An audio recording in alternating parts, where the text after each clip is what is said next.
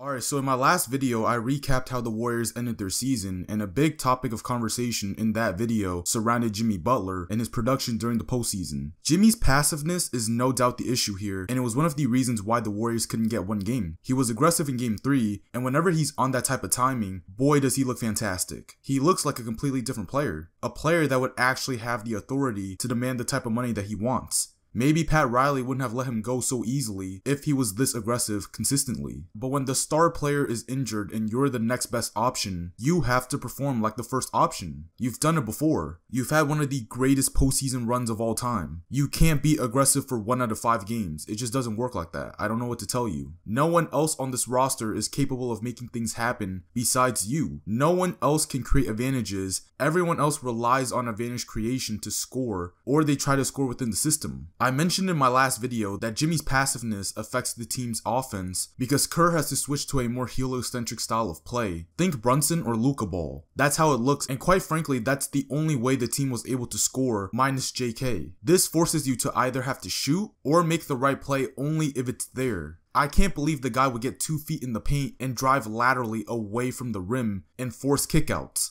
Like, I'm sorry, but who does that? And another thing that can contribute to this is his age and fatigue. Like, he was great in game 3, but he ran out of gas towards the end of the game, and if he would have just provided a little more shot making, the Warriors would have and should have won that game. He's 35, soon to be 36. Can he really hold up in an intense postseason to be able to produce like one of the best players in the world while playing 40 plus minutes? Because what it looks like is that he picks and chooses when he wants to be aggressive or not, and that's not a dynamic the Warriors can deal with. In the regular season, sure, there's a certain validity that comes with it. Even though it's mad annoying, you can understand it. An 82 game grind is a long time, and it's okay to not expect consistent aggression from a 35-year-old player. In the postseason, absolutely not. It's absolutely unacceptable for you to not take shots like one of the best players in the world. And something that jumps out to me about Jimmy is that I'm not sure if he's the same type of competitor and winner like he used to be. Don't get me wrong, he still exhibits some type of winning energy on the court, but I don't know if it's enough. If you take a look at this guy's Instagram stories, this man is living lavishly, he's everywhere, he be making his coffee, he's chilling with J Balvin right now, and I don't think he's as good as what we think he is if he's essentially not the same type of quote-unquote dog that he used to be. Even in his training, like, I'll peep some of the workouts that he be doing, and everything just seems too chill. Like, he's shooting spot shots, and the intensity just doesn't look like it's there. Things don't look game speed, and it's almost like he's training for the sake of having fun. Now, obviously, I understand there's small clips out of an entire training session, and I won't know everything that's going on, but I'm just commenting based on purely what I'm seeing, and it kind of looks like he's satisfied. All in all, I'm here to say that Jimmy is not worth no $60 million if he's the type of player that we saw this postseason. Do you guys understand what it means to pay somebody this amount of money? If I'm damn near paying somebody a quarter of my team's revenue, I better get somebody that can handle any type of coverage / matchup and can get any shot I want on the floor. If it's anything less than that, then it should be wraps. I need a guy that defenses know they're not going to be able to stop. And again, Jimmy is not that guy. He struggled against Jaden McDaniels. He lost that matchup badly. And I know McDaniels is an elite defender, but again, you're getting paid more than Steph. You've been asking all these teams all these years to take care of you financially. So if that's the case, you better perform like one of the best players in the world.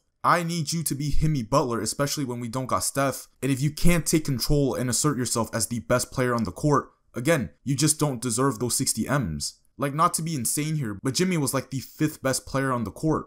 It was Ant, Julius Randle, Naz Reid, JK, and then him. And to me, this might sound crazy, but I think Jimmy should be on the trade block. And before people come at me saying how dumb I am for saying this because of how he was able to turn our season around, let me say this. Number 1, our team pre-Jimmy Butler lacked such a need for any talent upgrade that virtually anybody would have been able to help the Warriors. Maybe not to the same exact degree that Jimmy Butler did, but it's not like we needed to get Jimmy and Jimmy only. We just needed somebody that can be a second option, that can score like a second option, that can create. And Jimmy Butler just happened to be an option. Because remember, we were trying to get KD, but because KD said he didn't want to come back to our team, that's when Jimmy Butler fell into our laps.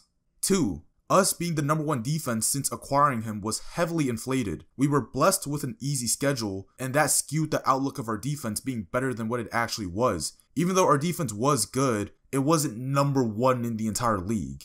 And ultimately, whether or not he gets traded is another story. But the point is, we can't have somebody taking up such a huge salary in our team, or matter of fact, the most salary, and they're not a top 20 player in the league. I'm sorry, but I can definitively name 20 players better than Jimmy. Not to mention, we won't have great salary cap to acquire quality role/supporting players. Maybe things can change if we upgrade some role player talent on this team, but until then, I don't believe Jimmy should be safe in any kind of deals this summer.